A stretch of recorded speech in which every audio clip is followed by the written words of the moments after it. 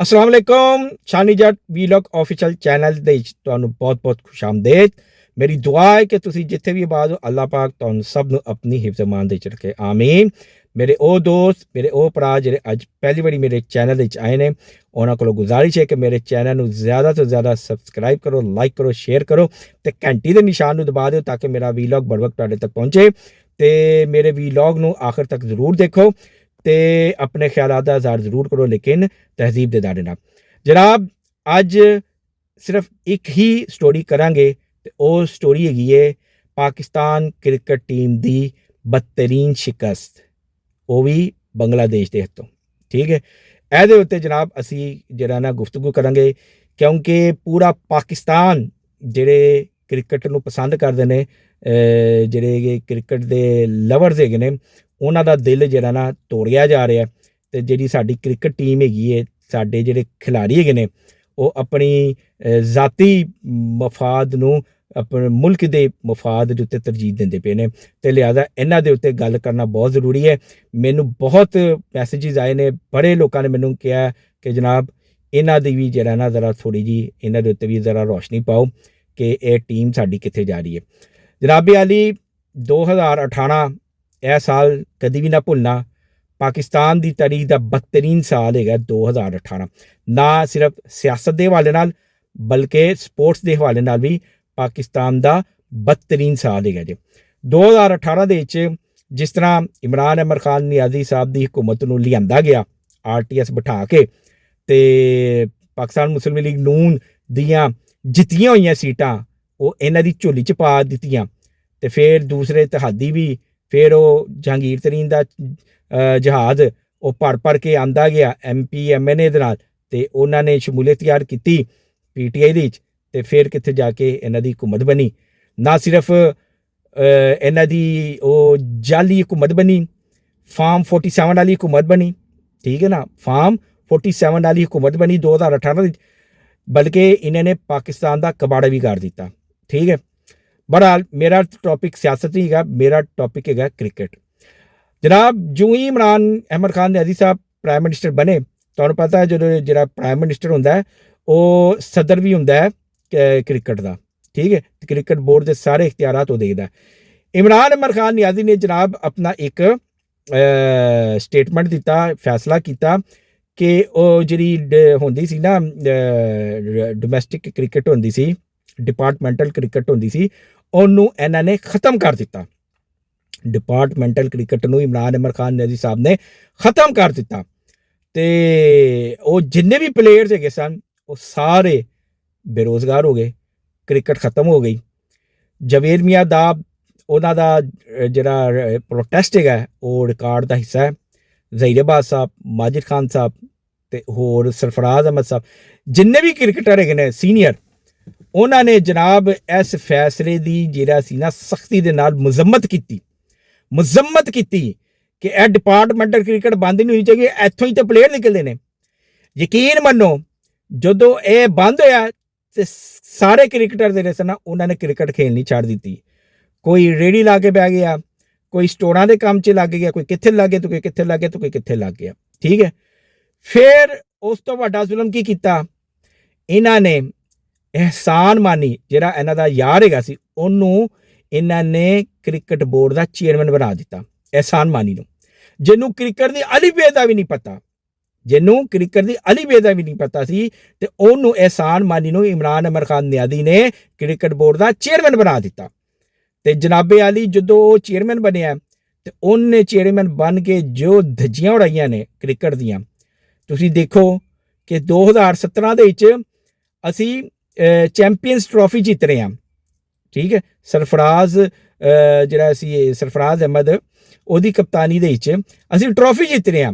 ਠੀਕ ਹੈ, champions trophy ਜਿੱਤ ਰਹੇ ਹਾਂ ਅਤੇ 2018 ਤੋਂ ਲੈ ਕੇ ਅਤੇ ਇਹ ਹੁਣ ਤੱਕ ਪਾਕਿਸਤਾਨ ਨੇ ਹਾਲੇ ਤੱਕ ਕੋਈ ਐਸੀ ਨਾ ਕੋਈ ਟਰੋਫੀ ਜਿੱਤੀ ਹੈ, ਨਾ ਕੋਈ ਐਸੀ ਕੋਈ ਜਿਹੜਾ ਨਾ ਸੀਰੀਜ਼ ਜਿੱਤੀ ਹੈ ਕਿ ਜਿਹਦੇ ਨਾਲ ਅਸੀਂ ਕੋਈ ਫਖਰ ਕਰੀਏ ਕਿ ਲੋ ਵੀ ਪਾਕਿਸਤਾਨ ਕ੍ਰਿਕਟ ਟੀਮ ਜਿਹੜੀ ਨਾ ਬਹੁਤ ਜ਼ਬਰਦਸਤ ਜਾ ਰਹੀ ਹੈ।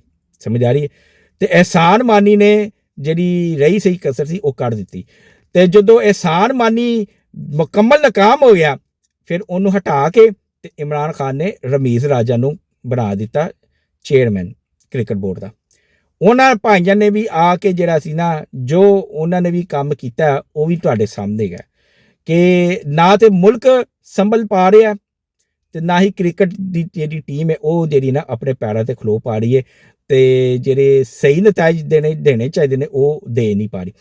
ਅੱਛਾ, ਹੁਣ ਇੱਥੇ ਜਿਹੜਾ ਮੇਨ ਮਸਲਾ ਹੈਗਾ ਨਾ ਉਹ ਹੈਗਾ ਕਿ ਤੁਹਾਨੂੰ ਪਤਾ ਹੈ ਜਿੰਨੇ ਵੀ ਕ੍ਰਿਕਟਰਸ ਹੈਗੇ ਨੇ, ਭਾਵੇਂ ਮਾਜ਼ੀ ਦੇ ਨੇ ਤੇ ਭਾਵੇਂ ਹਾਲ ਦੇ ਹੈਗੇ ਨੇ, ਇਹ ਜਨਾਬ ਇਮਰਾਨ ਖਾਨ ਦੀ ਕ੍ਰਿਕਟ ਤੋਂ ਇੰਸਪਾਇਰ ਹੋ ਕੇ ਆ ਰਹੇ ਨੇ। ਠੀਕ ਹੈ, ਤੇ ਇਹ ਕਹਿ ਰਹੇ ਨੇ ਕਿ ਜੀ ਕਿ ਅਸੀਂ ਇਮਰਾਨ ਨੂੰ ਬੜਾ ਹੀਰੋ ਮੰਨਦੇ ਹਾਂ। ਇਮਰਾਨ ਕ੍ਰਿਕਟਰ ਹੈਗਾ ਸੀ, ਵਰਲਡ ਕੱਪ ਜਿਤਾਇਆ, ਠੀਕ ਹੈ, ਤੇ ਸ਼ੌਕਤ ਖਾਨ ਬਣਾਇਆ, ਠੀਕ ਹੈ, ਤੇ ਲਿਹਾਜ਼ਾ ਉਹਨੂੰ ਜਿਹੜਾ ਨਾ ਇਹਨਾਂ ਨੇ ਕੈਦ ਰੱਖਿਆ, ਅਡਿਆਲਾ ਦੇ ਵਿੱਚ ਬੰਦ ਕਰਕੇ ਰੱਖਿਆ। ਠੀਕ ਹੈ, ਤੇ ਅਸੀਂ ਸਾਡੀ ਜਿਹੜੀ ਮੁਹੱਬਤ ਹੈ, ਸਾਡੀ ਜਿਹੜੀ ਉਨਸੀਅਤ ਹੈ ਉਹ ਇਮਰਾਨ ਖਾਨ ਵਾਲੇ ਮੁਲਕ ਦੇ ਨਾਲ ਨਹੀਂ। ਠੀਕ ਹੈ, ਤੇ ਜਿਹੜੇ ਮੌਜੂਦਾ ਕ੍ਰਿਕਟਰਸ ਹੈਗੇ ਨੇ ਹੁਣ ਜਿੰਨੇ ਵੀ ਨੇ, ਯੂ ਨੇਮ ਇਟ, ਜਿੰਨੇ ਵੀ ਨੇ ਜਿਹੜੇ ਖੇਡ ਰਹੇ ਨੇ, ਭਾਵੇਂ ਬੋਲਰ ਨੇ, ਬੈਟਸਮੈਨ ਨੇ, ਫੀਲਡਰ ਨੇ, ਵਿਕਟ ਕੀਪਰ ਨੇ, ਜਿੰਨੇ ਵੀ ਨੇ, ਇਹ ਸਾਰੇ ਜਨਾਬ ਸਿਰਫ ਆਪਣੀ ਜ਼ਾਤੀ ਮਫਾਦ ਵਾਸਤੇ ਖੇਡ ਰਹੇ ਨੇ ਤੇ ਆਪਣੀ ਜ਼ਾਤੀ ਮਫਾਦ ਮੁਲਕ ਦੀ ਮਫਾਦ ਦੇ ਉੱਤੇ ਤਰਜੀਹ ਦੇ ਰਹੇ ਨੇ। PSL ਦੇਖ ਲਓ, ਕਰੋੜਾਂ ਰੁਪਏ ਮਿਲਦੇ ਨੇ, ਉੱਥੇ ਇਹਨਾਂ ਦੀ ਪਰਫਾਰਮੈਂਸ ਦੇਖੋ, ਤੇ ਪਾਕਿਸਤਾਨ ਜਦੋਂ ਮੈਚ ਖੇਲ ਰਿਹਾ ਹੋਏਗਾ ਕਿਸੇ ਵੀ ਟੀਮ ਦੇ ਨਾਲ ਤੇ ਉੱਥੇ ਇਹਨਾਂ ਦੀ ਪਰਫਾਰਮੈਂਸ ਦੇਖੋ ਤੇ ਤੁਹਾਨੂੰ ਦੁੱਧ ਦਾ ਦੁੱਧ ਤੇ ਪਾਣੀ ਦਾ ਪਾਣੀ ਹੁੰਦਾ ਨਜ਼ਰ ਆ ਜਾਏਗਾ ਕਿ ਇਹਨਾਂ ਨੂੰ ਮੁਲਕ ਦੇ ਨਾਲ ਹੁਣ ਕੋਈ ਸਰੋਕਾਰ ਨਹੀਂ ਰਿਹਾ ਹੈਗਾ। ਸਮਝ ਆ ਰਹੀ ਹੈ? ਕਿਉਂਕਿ ਜਿੰਨੇ ਵੀ ਨੇ ਇਹਨਾਂ ਦੇ ਜ਼ਿਹਨਾਂ ਦੇ ਵਿੱਚ ਗੱਲ ਵਾਰ ਦਿੱਤੀ ਗਈ ਹੈ ਕਿ ਜੀ ਤੁਹਾਡਾ ਜਿਹੜਾ ਮੁਰਸ਼ਦ ਹੈਗਾ, ਜਿਹਨੂੰ ਤੁਸੀਂ ਲਵ ਕਰਦੇ ਹੋ, ਪਿਆਰ ਕਰਦੇ ਹੋ, ਉਹਨੂੰ ਤੇ ਇਹਨਾਂ ਨੇ ਗੈਦਰ ਵਿੱਚ ਕੀਤਾ ਤੇ ਤੁਸੀਂ ਕੀ ਪਾਕਿਸਤਾਨ ਦੇ ਵਾਸਤੇ ਖੇਲੋਗੇ ਤੇ ਪਾਕਿਸਤਾਨ ਦੇ ਵਾਸਤੇ ਕੋਈ ਟਰੋਫੀ ਜਿੱਤੋਗੇ? ਮਤ ਖੇਲੋ। ਤੇ ਇਹਨਾਂ ਦੇ ਜ਼ਿਹਨ ਨੂੰ ਮੈਨੀਪੂਲੇਟ ਕੌਣ ਕਰਦੇ ਆ? ਉਹੀ PTI ਵਾਲੇ। ਇਹ ਜਿਹੜਾ ਨਸੀਮ ਸ਼ਾਹ ਨੇ ਟਵੀਟ ਕੀਤਾ ਸੀ, ਨਸੀਮ ਸ਼ਾਹ ਨੇ ਜਿਹੜਾ ਟਵੀਟ ਕੀਤਾ ਸੀ ਵਜ਼ੀਰ ਆਲਾ ਪੰਜਾਬ ਮੁਹਤਰਮਾ ਮਰੀਮ ਨਵਾਜ਼ ਸਾਹਿਬਾ ਦੇ ਬਾਰੇ 'ਚ, ਉਹ ਕੀ ਸੀ? ਇਹਦੇ ਮੋਬਾਈਲ ਦੇ ਵਿੱਚ ਵੀਡੀਓ ਤਸਵੀਰਾਂ ਕਿਹਦੀਆਂ ਨੇ? ਇਮਰਾਨ ਅਮਰ ਖਾਨ ਨੇ ਦੀਆਂ। ਤੇ ਤੁਸੀਂ ਇਹ ਦੇਖੋ ਕਿ ਜਦੋਂ ਕ੍ਰਿਕਟ ਦੇ ਵਿੱਚ ਸਿਆਸਤ ਬੜੀ ਹੋਏਗੀ, ਕ੍ਰਿਕਟਰ ਜਿਹੜੇ ਨੇ ਸਿਆਸਤ ਕਰਦੇ ਹੋਣਗੇ, ਮੁਲਕ ਵਾਸਤੇ ਨਹੀਂ ਖੇਲਦੇ ਹੋਣਗੇ, ਤੇ ਤੁਸੀਂ ਫਿਰ ਕਿੱਥੋਂ ਇਹਨਾਂ ਕੋਲ ਉਮੀਦ ਕਰਦੇ ਹੋ ਕਿ ਜੀ ਕਿ ਇਹ ਪਾਕਿਸਤਾਨ ਵਾਸਤੇ ਖੇਲਣਗੇ? ਉਹ ਜਿਹੜੀ ਟੀਮ ਬੰਗਲਾਦੇਸ਼ ਕੋਲੋਂ ਨਹੀਂ ਜਿੱਤ ਸਕਦੀ, ਉਹਨੇ ਇੰਡੀਆ ਕੋਲ ਕੀ ਜਿੱਤਣਾ? ਉਹ ਬੰਗਲਾਦੇਸ਼ ਪਾਕਿਸਤਾਨ ਆਉਂਦੀ ਹੈ ਤੇ ਇਹਨਾਂ ਨੂੰ ਮਾਰ ਕੇ ਚਲੀ ਜਾਂਦੀ ਹੈ।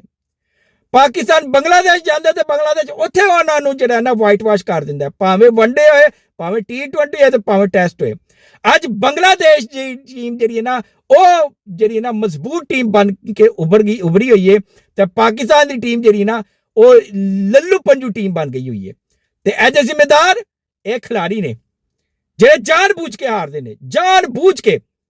ਉਹ ਟੈਸਟ ਮੈਚ ਦਾ ਜਿਹੜਾ ਕੈਪਟਨ ਹੈਗਾ ਸ਼ਾਨ ਮਸੂਦ, ਉਹਦੀ ਤੁਸੀਂ ਜਿਹੜਾ ਸਟ੍ਰਾਈਕ ਰੇਟ ਹੈਗਾ, ਠੀਕ ਹੈ, ਬੈਟਿੰਗ ਦਾ ਜਿਹੜਾ ਉਹਦਾ ਸਟ੍ਰਾਈਕ ਰੇਟ ਹੈਗਾ, ਉਹ ਜਿਹੜਾ ਮਿਚਲ ਸਟਾਰਕ ਹੈਗਾ ਨਾ, ਆਸਟ੍ਰੇਲੀਆ ਦਾ ਫਾਸਟ ਬੋਲਰ ਮਿਚਲ ਸਟਾਰਕ, ਉਹਦੇ ਨਾਲੋਂ ਸਿਰਫ 1-2 ਦਰਜੇ ਉੱਤੇ ਹੈਗਾ। ਤੇ ਸਕੋਰ ਤੁਸੀਂ ਦੇਖੋ ਕਿ 2700 ਕੋਈ ਸਕੋਰ ਇਹਨੇ ਕੀਤੇ ਨੇ, ਕੋਈ 30-35 ਟੈਸਟ ਮੈਚ ਖੇਲ ਕੇ, ਤੇ ਉਹਨੇ ਵੀ ਰਨ ਜਿਹੜੇ ਨੇ ਨਾ 150 ਦਾ ਫਰਕ ਹੈਗਾ। 150 ਰਨ ਜਿਹੜੇ ਨੇ ਨਾ ਇਹ ਸ਼ਾਨ ਸਾਹਿਬ ਉੱਤੇ ਹੋਣਾ ਤੇ ਉਹ ਇਹਦੇ ਮਗਰ ਹੈਗਾ ਮਿਚਲ ਸਟਾਰਕ, ਜਿਹੜਾ ਕਿ ਪ੍ਰੋਫੈਸ਼ਨਲੀ ਬੌਲਰ ਹੈਗਾ, ਬੈਟਸਮੈਨ ਹੈਗਾ। ਇਹ ਬੈਟਸਮੈਨ ਹੈ ਤੇ ਇਹਦੀ ਔਕਾਤ ਮਿਚਲ ਸਟਾਰਕ ਦੇ ਬਰਾਬਰ ਆ ਰਹੀ ਹੈ। ਇਹ ਹਿਸਾਬ ਲਾਓ ਕਿ ਜਿਹਦਾ ਕਪਤਾਨ, ਜਿਸ ਟੀਮ ਦਾ ਕਪਤਾਨ, ਉਹਦਾ ਸਟ੍ਰਾਈਕ ਰੇਟ ਹੀ ਇੰਨਾ ਵੀਕ ਹੋਏਗਾ, ਉਹਨੇ ਕੀ ਪਾਕਿਸਤਾਨ ਨੂੰ ਜਿਤਾਣਾ? ਤੇ ਇਹ ਸ਼ਾਨ ਮਸੂਦ ਜਦੋਂ ਦਾ ਕੈਪਟਨ ਬਣਿਆ, ਪਾਕਿਸਤਾਨ ਹਮੇਸ਼ਾ ਜ਼ਲੀਲ ਹੋਇਆ, ਪਾਕਿਸਤਾਨ ਹਮੇਸ਼ਾ ਆ ਰਿਹਾ। ਇਹਦੀ ਆਪਣੀ ਪਰਫਾਰਮੈਂਸ ਕਿਸੇ ਕੰਮ ਦੀ ਨਹੀਂ ਹੈਗੀ। ਠੀਕ ਹੈ, 10 ਮੈਚ ਖੇਲੇਗਾ ਤੇ ਉਹਦੇ ਵਿੱਚੋਂ ਭਾਜੀ ਇੱਕ ਮੈਚ ਵਿੱਚ ਚਲੇਗਾ, ਬਾਕੀ 9 ਮੈਚਾਂ ਵਿੱਚ ਜਿਹੜਾ ਨਾ 0 ਅੰਡਰ 10। ਠੀਕ ਹੈ, 5 6 7 8 10 ਇਸ ਤਰ੍ਹਾਂ ਸਕੋਰ ਕਰਦਾ, ਬਾਕੀ ਇਹਦੀ ਪਰਫਾਰਮੈਂਸ ਕੁਝ ਨਹੀਂ। ਹੁਣ ਤੱਕ ਇਹਦੀ ਕਪਤਾਨੀ ਦੇ ਵਿੱਚ, ਸ਼ਾਨ ਮਸੂਦ ਦੀ ਹੁਣ ਤੱਕ ਦੀ ਕਪਤਾਨੀ ਦੇ ਵਿੱਚ ਜਿੰਨੇ ਵੀ ਮੈਚਸ ਖੇਲੇ ਨੇ, ਠੀਕ ਹੈ, ਉਹਨਾਂ ਵਿੱਚੋਂ ਜਨਾਬ ਇਹ ਸਾਰੇ ਹਾਰ ਗਿਆ, ਸਿਵਾਏ 2 ਮੈਚ ਹੀ ਜਿੱਤਿਆ ਹੋਣਾ। ਜੇ 16 ਮੈਚ ਖੇਲੇ ਨੇ ਨਾ ਤੇ ਭਾਜੀ 14 ਹਾਰੇ ਤੇ 2 ਜਿੱਤਿਆ ਜੀ। ਸਮਝ ਆ ਰਹੀ ਹੈ? ਇਹ ਇਹਦੀ ਕਾਰਕਰਦਗੀ ਹੈਗੀ ਹੈ। ਤੇ ਇਹਨੂੰ ਜਿਹੜਾ ਨਾ ਸਾਡੇ ਜਿਹੜੇ ਵਜ਼ੀਰ ਦਾਖਲਾ ਤੇ ਜਿਹੜੇ ਕ੍ਰਿਕਟਰ ਜਿਹੜੇ ਹੈਗੇ ਨੇ ਕ੍ਰਿਕਟ ਬੋਰਡ ਦੇ ਜਿਹੜੇ ਚੇਅਰਮੈਨ ਨੇ ਮੋਹਸਿਨ ਨਕਵੀ ਸਾਹਿਬ ਨੇ ਇਹਨੂੰ ਕੈਪਟਨ ਬਣਾਇਆ। ਟੈਸਟ ਮੈਚ ਦਾ ਬੇੜਾ ਗਰਕ ਇਹਨੂੰ ਕਪਤਾਨ ਬਣਾ ਕੇ ਕੀਤਾ ਜਾ ਰਿਹਾ ਹੈ ਤੇ T20 ਦਾ ਬੇੜਾ ਗਰਕ ਉਹਨੂੰ ਸਲਮਾਨ ਅਲੀ ਆਗਾ ਨੂੰ ਬਣਾ ਕੇ ਕੀਤਾ ਜਾ ਰਿਹਾ। ਨਾ ਉਹਦੀ ਪਰਫਾਰਮੈਂਸ ਠੀਕ ਹੈ ਨਾ ਇਹਦੀ ਪਰਫਾਰਮੈਂਸ ਠੀਕ ਹੈ।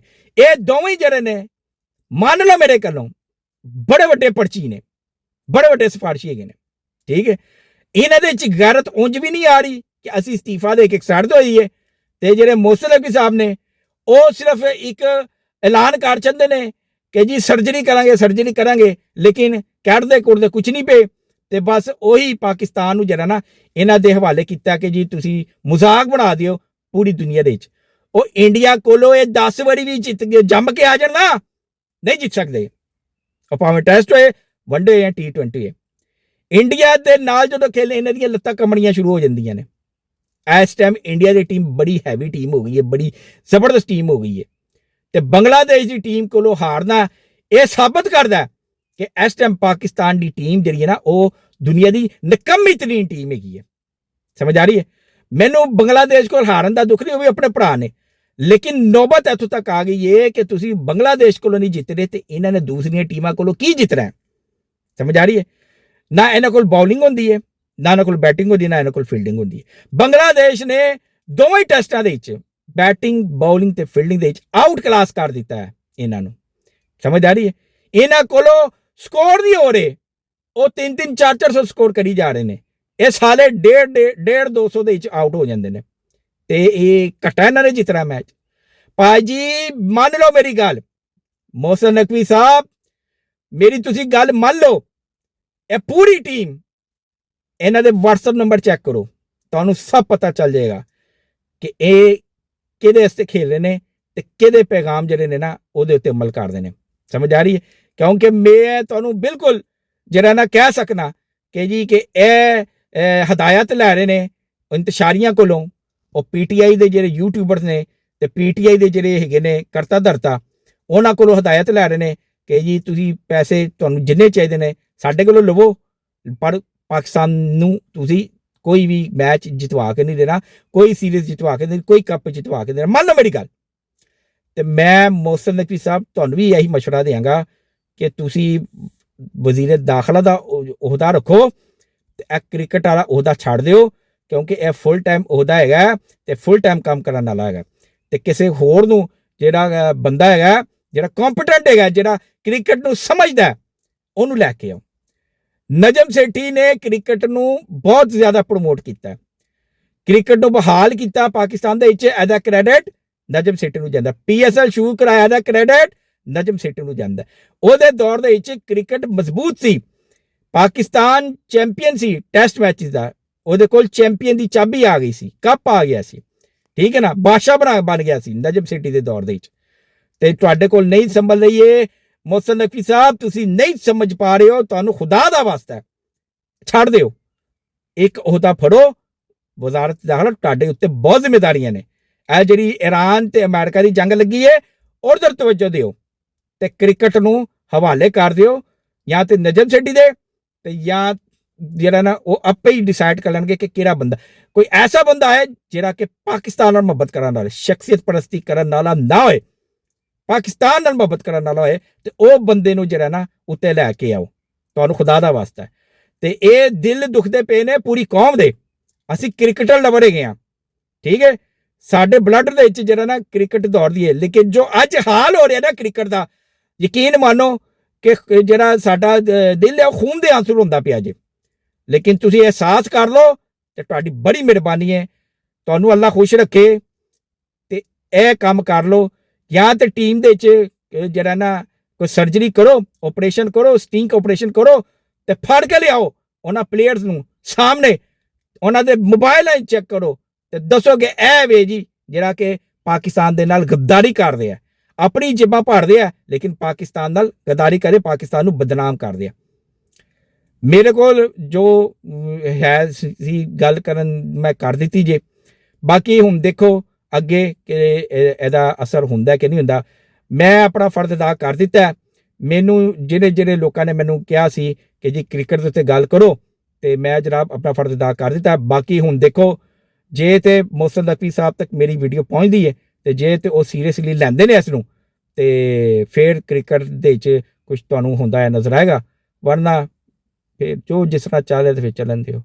ਆਪਣਾ ਵੀਲੌਗ ਮੈਂ ਇਸ ਨਾਰੇ ਨਾਲ ਖ਼ਤਮ ਕਰਾਂਗਾ, ਲੇਕਿਨ ਮੈਂ ਤੁਹਾਨੂੰ ਇੱਕ ਗੱਲ ਕਹਿ ਦਿਆਂ ਕਿ ਆਪਣੇ ਖਿਆਲਾਤ ਦਾ ਇਜ਼ਹਾਰ ਜ਼ਰੂਰ ਕਰੋ, ਪਰ ਤਹਿਜ਼ੀਬ ਦੇ ਦਾਇਰੇ ਨਾਲ।